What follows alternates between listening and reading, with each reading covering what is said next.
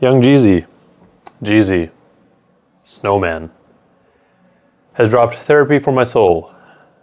This is one of the first songs to come off of his upcoming project, Recession 2.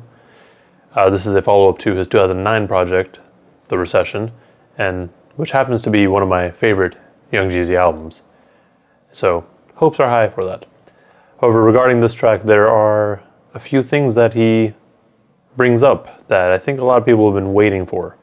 So without further ado, let's go bar for bar and break down these lyrics. So the track starts off with the chorus. Been listening to my thoughts and lately I've been concerned. Feel like my soul on fire, let that motherfucker burn.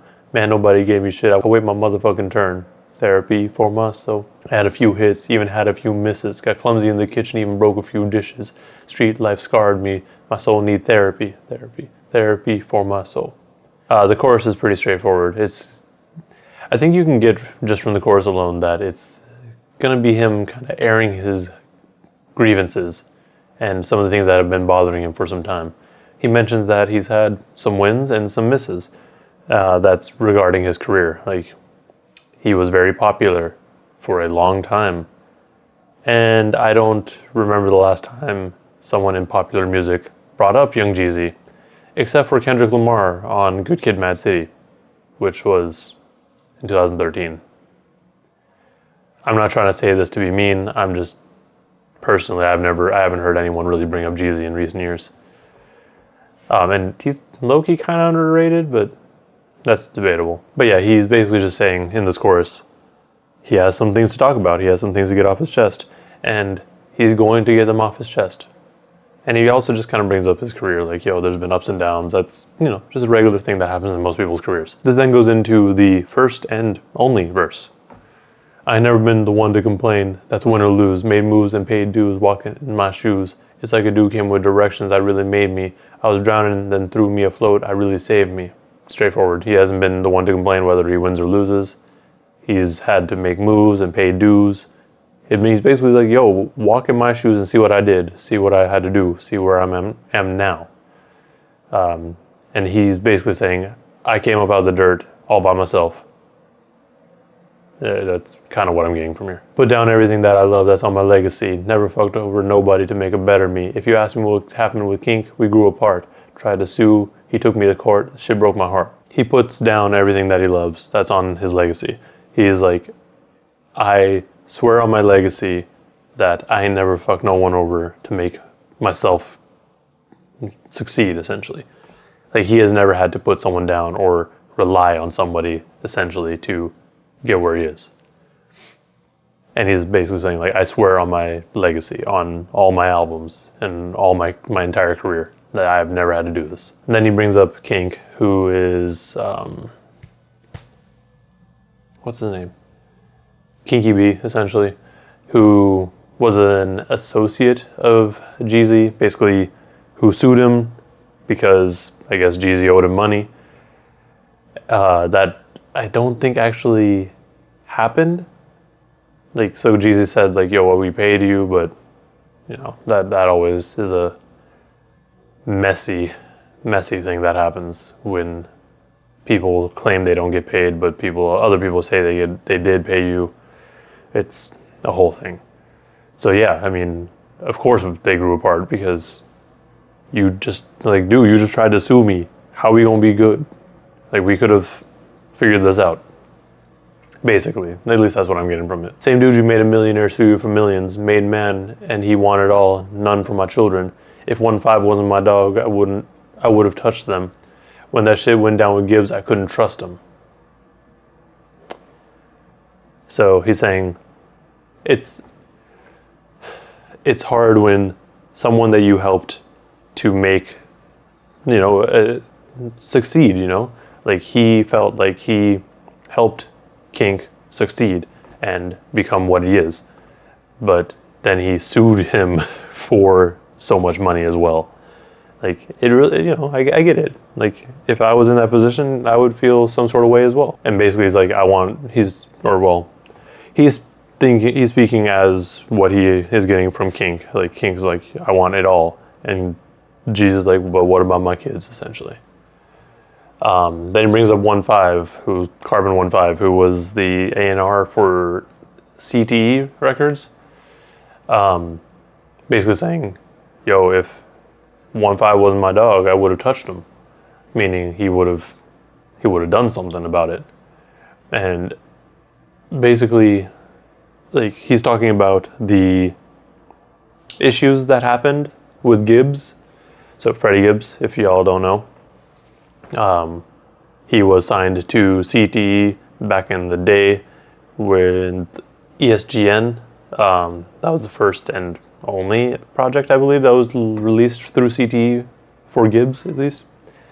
And then, like, there was a whole dispute about whether Jeezy didn't pay him or, like, wasn't promoting him. Gibbs went more into it on the track Real off of Pinata, basically just calling him out, like, yo, what the fuck are you doing? Like, I thought you were gonna be there to promote me, but you really did nothing. At least that's what we got from Gibbs.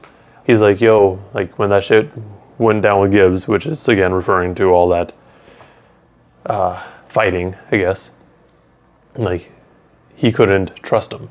And I think he's talking about trusting Gibbs here, because yeah, like, it doesn't sound like he had any sort of beef with 1-5. Like, it's just Gibbs that's had issue with him.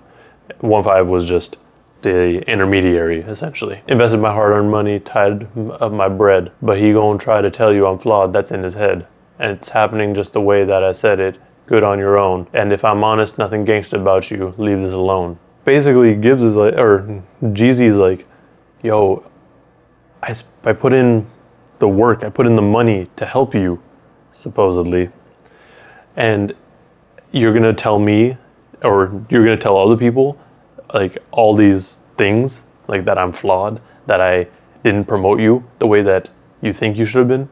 Like, come on now.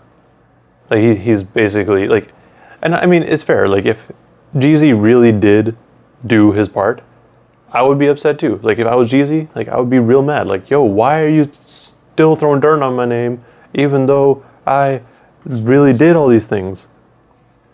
But the fact that it took him, well, Pinata came out in 2015, ESGN was 2013. I'm gonna have to say that happened somewhere between 2013 and 2015, where they initially had a falling out. The fact that it took him 7 years to respond to this has me believing Gibbs even more. Like, yo, if this was really such a big deal to you, you might have wanted to respond earlier than that. But whatever. And everybody wondering what happened with me and Coach, same shit happened between Tommy and Ghost. Because, yeah, the checks coming in, but the trust ain't there. I would say it's all him, but that wouldn't be fair. I don't exactly know who Coach is, but I'm assuming it's someone close because of the Tommy and Ghost reference from Power. I also haven't watched Power. Don't hate me, but I'm just going to go and say that they were close, and then something happened, and now they're not close anymore. Like, they're still working together. The checks are still coming in, but they don't trust each other, essentially. I was fresh about the streets trying to find my own demons. Knew something wasn't right. I had to guess my own reasons. Mission impossible. I ain't on a plane now. Shake took his own life. I understand that. He was fresh about the streets. So basically he's referring to back in the day when he was first starting. So mixtape era, or like first couple album era. Saying, yo, I was fresh about the street, and I knew something wasn't right. I was fighting my own demons. The mission to fight those demons was impossible. And he's not on a plane now because he's saying plane because a Mission Impossible reference. Shake is, or was, a record exec at Def Jam who took his life in 2008. So that is who Jeezy is talking to here, or talking about here. And he was the one that signed Jeezy and Rick Ross, actually. Had me feeling numb, laid in bed for a week. Eyes didn't close one time. That's a week with no sleep. I'ma keep it solid. He the reason me and Ross talk. Never ashamed to admit it. I was wrong. Yeah, that's boss talk. He was obviously hurt by Shake's death. So that's why he couldn't sleep. Like, he was awake for an entire week. Since we talking boss talk, let's address the sucker shit. Grown man playing on Instagram, real sucker shit. Why the fuck this clown dude playing with my legacy? Solid in the streets, that's some shit that you'll never be. So he's referring to somebody who might be talking shit on Instagram. Like, you know, people just be trolling and shit. But it's someone bigger. We'll get to it. Talking about power, but weak dudes do the most. In real life, dude, you really borrow money from Ghost. All that little boy shit, yeah, make it evident. Made millions in the streets. What the fuck is 50 Cent? He's just calling out 50 Cent for all the trolling that he'd be doing online. I don't know if he ever said anything, or if he said anything recently about 50 Cent. Or 50 Cent said anything recently about Jeezy, that is. But I think he's just calling him out because he'd just be doing that trolling thing. And yeah, he's just saying, like, because 50 Cent did declare bankruptcy at some point, so I think that's him just kind of throwing jabs at him, like, yo, you had to borrow money from Ghost, which was dude from Power. I don't think it's really a big thing there, at least not yet. And it's still free Meech, love him if he right or wrong, but streets want to know, do we really get along? If you ask me, that's 1000%. If I did something wrong, then I gotta repent. I think he's still talking to 50 Cent. Because he's also confused, maybe. Yeah, that's all I can think of. Like, he's cool with 50 Cent, but 50 Cent just be throwing shots. But I think that's just what 50 Cent does, so I don't know why Jeezy's confused.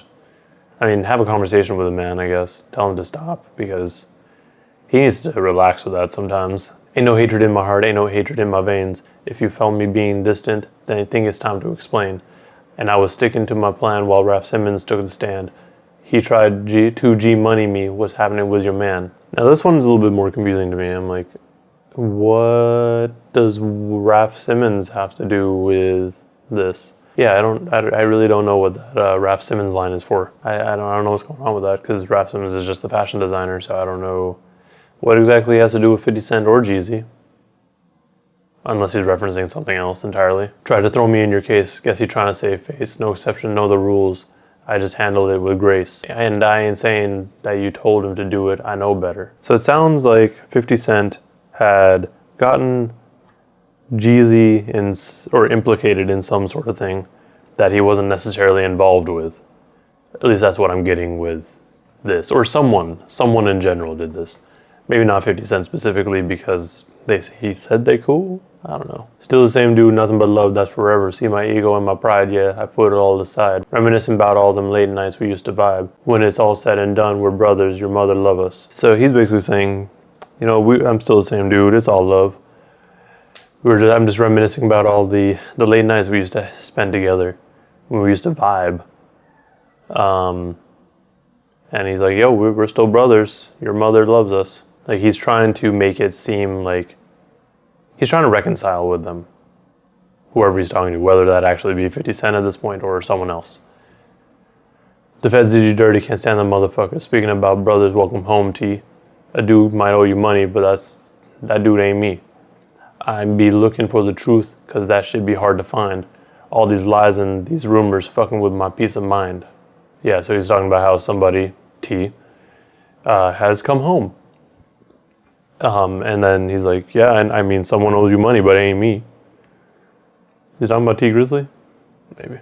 But yeah, he's looking for the truth, because all these rumors and these lies are just messing with him. Like, not finally, but they have caught up to him, and they're messing with his peace of mind. Yeah, then we just get the chorus again, and that's it. This song is interesting. I didn't realize that there were so many issues and things that came up around Jeezy that he just didn't address any time, like until now, I guess. The biggest ones obviously are related to Freddie Gibbs and 50 Cent, but also Kink, Coach, and I guess somehow related to Raph Simmons.